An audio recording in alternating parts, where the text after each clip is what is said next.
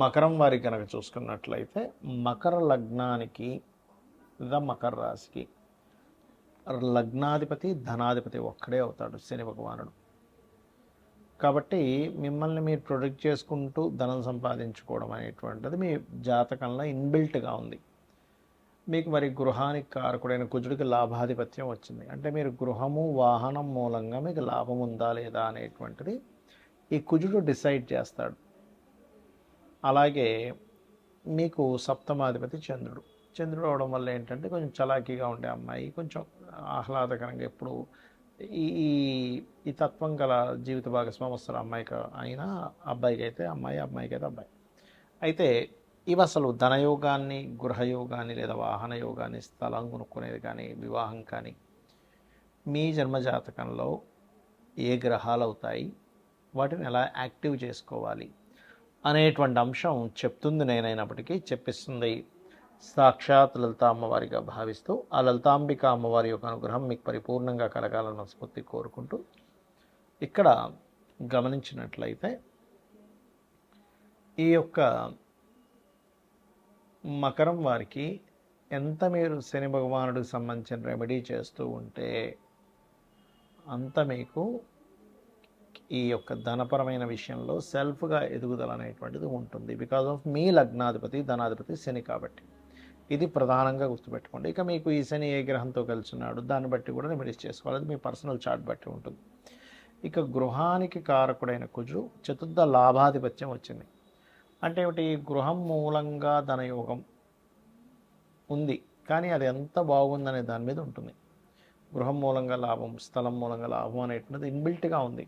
కానీ అది ఇన్బిల్ట్గా నిజంగానే గృహం మూలంగా ఉందా లేదా, అమ్మేస్తారా, కొనుక్కుంటారా అనేటువంటిది కుజుడు 4వ స్థానం ఏ గ్రహానికి తీసుకుందో ఆ గ్రహం యొక్క బలాన్ని బట్టి ఉంటుంది. కాకపోతే మీరు సుబ్రహ్మణ్యేశ్వర స్వామి యొక్క ఆరాధన, వారాహి అమ్మవారి యొక్క అష్టోత్తరము ఎంత చేస్తూ ఉంటే మీకు అంత గృహ సంబంధించిన విషయంలో బాగుంటుంది. ఇక చంద్రుడు సప్తమాధిపతి అయ్యాడు కాబట్టి చంద్రగ్రహం దగ్గర దీపారాధన చేయడము, తల్లి తరపు బంధువర్గంతో ఎవరితోనైనా వివాహం చూడటము, దూర ప్రాంతాలకు దూర సంబంధాలు వెతుక్కోవడము, ఇలాంటివి మీకు బాగా యోగిస్తాయి వివాహం విషయంలో.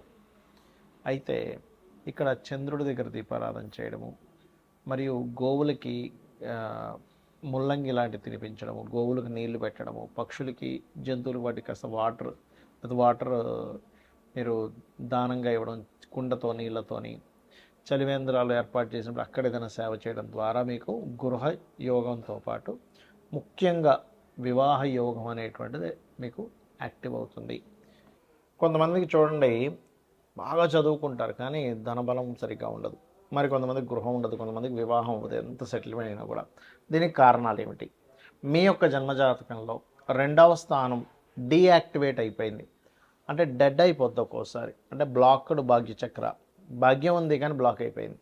ఇప్పుడు ధనానికి ఏమో 2వ స్థానం ఒకటైనా కాదు, 2వ స్థానము, పంచమ స్థానము, భాగ్యస్థానము, లాభస్థానము, 6వ స్థానం కూడా ధనాన్ని ఇస్తుంది, దశమం కూడా ఇస్తుంది. ఎందుకంటే దశమం అంటే వృత్తి కాబట్టి. ఈ 6లో ఏ స్థానం బాగుందో చెక్ చేసుకోండి. ఫస్ట్ మీరు ఏ స్థానం బాగుందో చెక్ చేసుకొని ఆ రిలేటెడ్గా మీరు ప్రయత్నం చేయండి ఫైనాన్స్ కోసం. అప్పుడు మీకు ఏమవుతుందంటే బాగున్నటువంటిది మీకు ఫలితాన్ని ఇవ్వాలి. ఇక్కడ ఇప్పుడు మీరు చూడండి, ఒక 4-5 కూరగాయలు కొనడానికి వెళ్ళారు ఉదాహరణకి. అక్కడ అన్నిట్లో ఏది బాగుందో తీసుకున్నారు. ఇప్పుడు దాని రిజల్ట్ ఎలా ఉంటుంది? దాని కూర వండుకుంటే బాగుంటుంది కూడా. అలాగే సేమ్ యాజ్ ఇట్ ఈజ్ మీ ధనాధిపతి, పంచమాధిపతి, షష్టమాధిపతి, దశమాధిపతి, భాగ్యాధిపతి, లాభాధిపతి, ఇన్ని ఆప్షన్స్ ఉన్నాయి. కేవలం ఒక ధనాధిపతినే కాదు. వీటిలో ఏది ఉందో చూసుకొని మీ ధనము ఏ యోగంలో ఉంది, అంటే ఉద్యోగం చేయడం ద్వారా ఉందా, విదేశాలకు వెళ్ళడం ద్వారా ఉందా, లేకపోతే వ్యాపారం చేయడం ద్వారా ఉందా, ఆ వ్యాపారం కూడా మీరు కొన్నిసార్లు చూడండి సర్వీస్ రిలేటెడ్ చేస్తారు. మన కొంతమంది ప్రోడక్ట్ అమ్ముతారు, కొంతమంది ఆన్లైన్లో అమ్ముతారు, కొంతమంది షాప్ పెట్టి అమ్ముకుంటారు. ఇది అసలు ఎందులో ఉంది అనేది తెలుసుకోవాలి. ఇది ఎలా తెలుసుకుంటాము? మీ ధనాధిపతి దేంతో 3వ అధిపతితో ఉన్నాడు, మీడియేటింగ్ ద్వారా 4వ అధిపతితో ఉన్నాడు, రియల్ ఎస్టేట్ 5వ అధిపతితో ఉన్నాడు. ఉదాహరణకు 5వ స్థానం 5వ అధిపతి, మెడికల్ రిలేటెడ్ ఆరోగ్యానికి సంబంధించింది ఏదైనా అనుకోండి, అది ఎంతసేపు డాక్టరే అవ్వాలని రూల్ లేదు, 6వ అధిపతితో ఉన్నాడు. లోన్స్ ఇవ్వడం ద్వారా కూడా డబ్బులు వస్తాయి కొంతమందికి, లేదా ఉద్యోగం చేయడం 7 అనుకోండి, ఈవెంట్స్ లేకపోతే 11 ఈవెంట్స్, బిజినెస్లు కూడా అనుకోవచ్చు. ఏంటంటే రీసెర్చెస్ ద్వారా, లేకపోతే తాతగారి ప్రాపర్టీ ఏదైనా ఉంటే, లేకపోతే మనకి డయాగ్నోటిక్ సెంటర్స్, 9 అనుకోండి టీచింగ్, 10 అనుకోండి జాబ్, 11 అనుకోండి మళ్ళీ అగైన్ బిజినెస్, 12 అంటే సర్వీసెస్ మూలంగా విదేశాలు వెళ్ళడం ద్వారా ఎలా ఉందో చూసుకోవాలి. అలాగే గృహయోగం విషయంలో కూడా మీరు ఏంటంటే అసలు మీకు తాతగారిది కానీ తండ్రి గారిది కానీ అనుభవించే యోగం ఉందా లేదా. కొంతమంది చూడండి, తాతగారి ప్రాపర్టీ ఉందండి కానీ అది కోర్టు కేసులో ఉంది, తాతగారు ప్రాపర్టీ ఉంది కానీ మేము అనుభవించలేకపోతున్నాం, అది పంచడం లేదు, మాకేం లాభం, అది ఎప్పుడు పంచుతారో తెలియదు అంటూ ఉంటారు. అంటే మీ పర్సనల్ చార్ట్లో తాతగారు ప్రాపర్టీ అనుభవించే యోగం లేదనుకోండి, ఇలా జరుగుతూ ఉంటుంది. సేమ్ తండ్రి గారి ప్రాపర్టీ కూడా, సేమ్ మీ ప్రాపర్టీ విషయంలో కూడా కొంతమంది చూడండి, 60 ఏళ్ళు వచ్చేసాయి, ఇప్పటిదాకా ఒక సెంట్ భూమి కూడా కొనుక్కోలేదు, ఏంటో నా జీవితం అనుకుంటూ ఉంటారు. కారణం ఏంటంటే మీ పర్సనల్ చార్ట్లో ప్రాపర్టీ కొనుక్కునే యోగం అనేటువంటిది సరిగ్గా లేదు, ఇది గుర్తుపెట్టుకోవాలి. కాబట్టి ఏమవుతుంటుంది, మీరు ఎప్పుడైతే ప్రాపర్టీ కొనుగోలు చేసేటువంటి యోగం సరిగ్గా లేదు, దానివల్ల కూడా ఇబ్బంది పడుతుంటారు. అప్పుడు ఏంటి, మీ పేరు మీద కొనుక్కోవాలా, మీ జీవిత భాగస్వామి పేరు మీద కొనుక్కోవాలా, లేదా మీ పిల్లల పేరు మీద కొనాలో తెలుసుకోవాలి.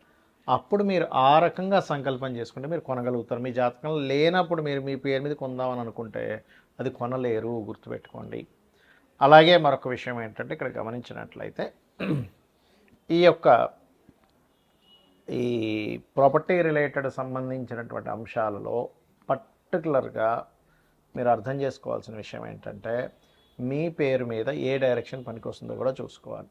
ఇక ఇది మరి ప్రాపర్టీ యోగం రావాలంటే అంటే ఏం చేయాలి, మీరు వారాహి అష్టోత్తరం చేసుకుంటుంటే దాని చికాకుల్లో ఉన్న ప్రాపర్టీ కూడా మీకు రావడం జరుగుతుంది.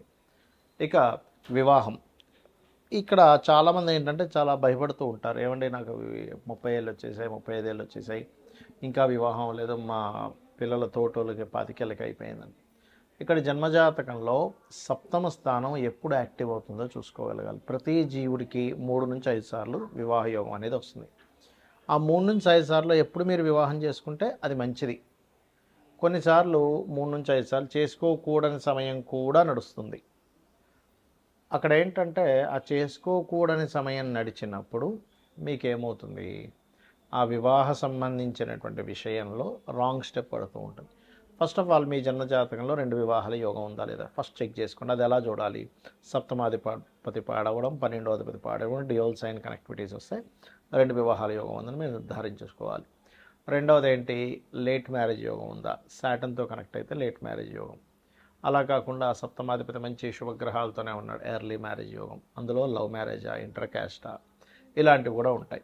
ఎప్పుడు వివాహం చేసుకుంటే మంచిది అనేటువంటిది ఉంటుంది. చాలామందికి ఏంటంటే మంచి ముహూర్తం పెట్టుకున్నామండి, కానీ ఎందుకో మాకు వివాహ సంబంధించిన విషయంలో ఇటువంటి అనుభవం చూసాము అంటూ ఉంటారు. ఇక్కడ ఏంటంటే 2 వివాహాల యోగం ఉండడం వల్ల మీరు ఎటువంటి ముహూర్తం పెట్టుకున్నా, ఎలా చేసుకున్నా ఇబ్బంది అనేది వస్తూ ఉంటుంది. అందుకని మీరు ఏం చేయాలి, స్త్రీ అయితేనేమో కుంభ వివాహము, పురుషుడైతే అర్క వివాహం చేసుకొని వివాహం చేసుకోవాలి, గుర్తుపెట్టుకోండి.